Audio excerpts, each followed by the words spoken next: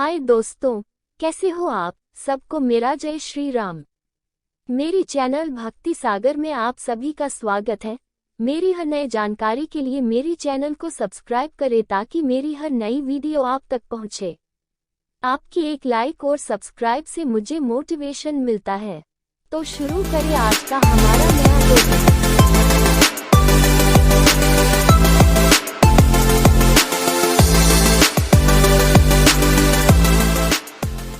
शुरू करते हैं आज का टॉपिक। भगवान श्री कृष्ण के बारे में आगे बढ़ते हैं। चित्रण। कृष्ण भारतीय संस्कृति में कई विधाओं का प्रतिनिधित्व करते हैं। उनका चित्रण आमतौर पर विष्णु जैसे कृष्ण काले या नीले रंग की त्वचा के साथ किया जाता है। हालांकि प्राचीन और मध्ययुगीन शिलालेख भारत और दक्षिण पूर्व एशिया दोनों में और पत्थर की मूर्तियों में उन्हें प्राकृतिक रंग में चित्रित किया है जिससे वह बनी है। कुछ ग्रंथों में उनकी त्वचा को काव्य रूप से जामुन बैंगनी रंग का फल के रंग के रूप में वर्णित किया गया है। कृष्ण को अक्सर मोर पंख वाले पुष्प या मुकुट पहनकर चित्रित किया जाता है और अक्सर भारतीय बांसुरी बजाते हुए उनका चित्रण हुआ है। इस रूप में आमतौर पर त्रिभंग मुद्रा में दूसरे के सामने एक पैर को दूसरे पैर पर डाले चित्रित है। कभी कभी वह गाय या बछड़ा के साथ होते हैं जो चरवाहे गोविंद के प्रतीक को दर्शाती है।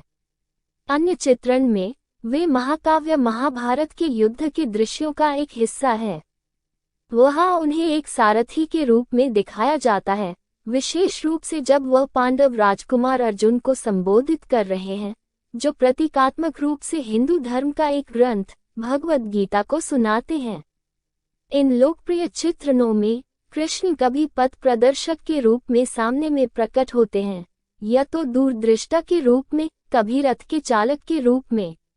कृष्ण के वैकल्पिक चित्रण में उन्हें एक बाल कृष्ण के रूप में दिखाते हैं, एक बच्चा अपने हाथों और घुटनों पर रेंगते हुए नृत्य करते हुए, साथ ही मित्र ग्वाल बाल को चुराकर मक्खन देते हुए, मक्खन चोर लड्डू को अपने हाथ में लेकर चलते हुए, लड्डू गोपाल अथवा प्रलय के समय बरगद के पत्ते पर तैरते हुए एक अलौकिक शिशु जो अपने पैर की अंगुली को चूसता प्रतीत होता है। ऋषि मार्कंडेय द्वारा विवरणित ब्रह्मांड विघटन कृष्ण की प्रतिमा में क्षेत्रीय विविधताएं उनके विभिन्न रूपों में देखी जाती हैं, जैसे ओडिशा में जगन्नाथ, महाराष्ट्र में विठल या विठोबा, राजस्थान में श्रीनाथ जी, गुजरात में द्वारकाधीश और केरल में गुरुवायूरप्पन। अन्य चित्रणों में उन्हें राधा के साथ दिखाया जाता है जो राधा और कृष्ण के दिव्य प्रेम का प्रतीक माना जाता है। उन्हें कुरुक्षेत्र युद्ध में विश्वरूप में भी दिखाया जाता है जिसमें उनके कई मुख हैं और सभी लोग उनके मुख में जा रहे हैं।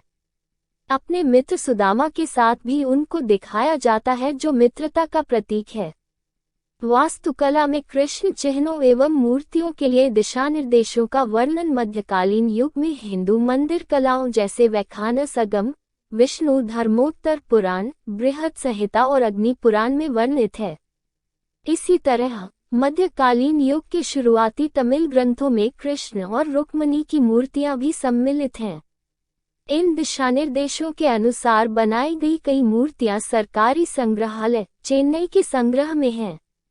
ऐतिहासिक और साहित्यिक स्रोत।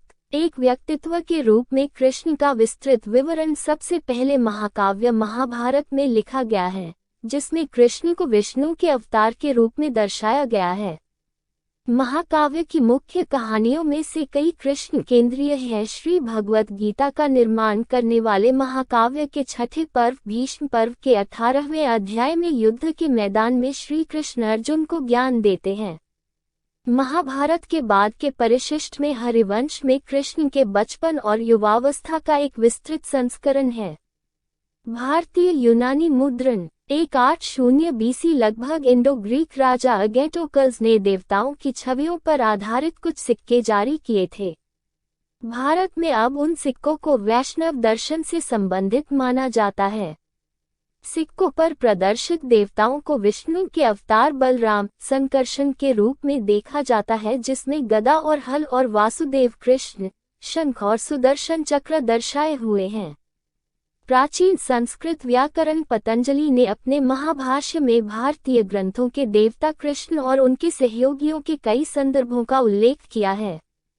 पाणिनि की श्लोक 3.126 पर अपनी टिप्पणी में वह कंसवध अथवा कंस की हत्या का भी प्रयोग करते हैं, जो कि कृष्ण से संबंधित किंवदंतियों का एक महत्वपूर्ण अंग है।